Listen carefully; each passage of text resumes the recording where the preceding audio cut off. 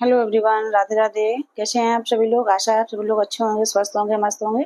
तो आज मैं आप लोगों के लिए लेके आई हूँ प्रदोष व्रत कथा। अगर वीडियो थोड़ा सा भी अच्छा लगे तो एक लाइक और कमेंट जरूर करें और बताएं कि आपको कैसा लगा। तो आइए शुरू करते हैं। प्रदोष व्रत भगवान शिव को विशेष कृपा पाने के लिए किया जाने वाला एक अत्यंत शुभ व्रत है, जो हर त्रयोदशी तिथि को रखा जाता है। कहते हैं इस दिन भगवान शिव प्रसन्न होकर भक्तों की सभी मनोकामनाएं पूर्ण करते हैं।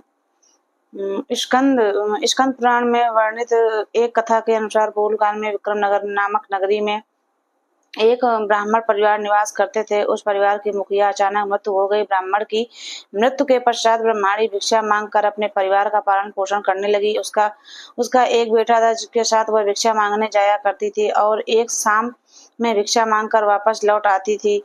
एक दिन जब वह शाम को भिक्षा लेकर लौट रही थी, उसकी नजर नदी के किनारे एक नवयुवक पर पड़ी। जब वह उसके पास गई तो उसने देखा कि वह बालक घायल अवस्था में दर्द से कराह रहा है। ब्रह्माणी को यह देखकर बहुत कष्ट हुआ और वह दया भाव के चलते वह उस नवयुवक को घर ले आई। उस बालक का नाम धर्मगुप्त था, जो कि विदर्भ का राजकुमार था, लेकिन ब्रह्माणी को इस बारे में जानकारी नहीं थी। अपने बेटे की तरह ब्रह्माणी ने उसका पालन पोषण किया और एक माँ की तरह पूरे स्नेह के साथ उसका ध्यान रखा। इसी तरह परिवार में तीनों का समय व्यतीत होने लगा। कुछ समय पश्चात ब्रह्माणी दोनों बालक के साथ मंदिर गई। वहां उनकी भेंट ऋषि शांडिल्य से हुई। ऋषि शांडिल्य ने ब्रह्माणी को बताया कि जो बालक उन्हें मिला है वह विदर्भ देश के राजकुमार है। उन्होंने आगे धर्मगुप्त के अतीत के बारे में बताते हुए कहा, शत्रुओं की सेना ने उनके राज्य पर आक्रमण कर दिया था और इस युद्ध में उसके पिताजी वीर गति को प्राप्त हो गए। उनकी माताजी भी शोक में स्वर्ग लोक सिधार गईं। इसके बाद शत्रु सैनिक ने धर्मगुप्त को राज्य से बाहर निकाल दिया।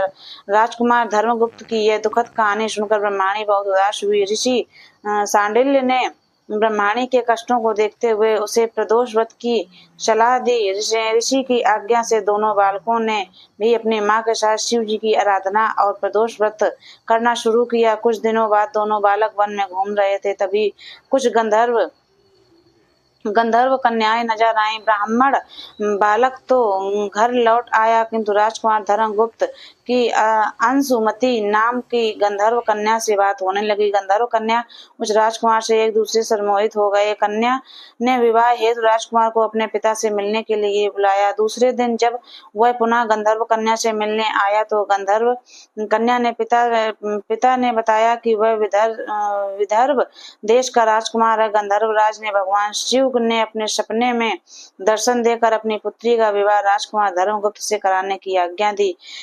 भगवान की आज्ञा मानकर गंधर्व राज ने अपनी पुत्री का विवाह राजकुमार धर्मगुप्त से करवा दिया। इसके बाद राजकुमार धर्मगुप्त ने अपने गंधर्व सेना की सहायता से विदर्भ देश में पुनः आधिपत्य प्राप्त किया। राजकुमार ने ब्रह्माणी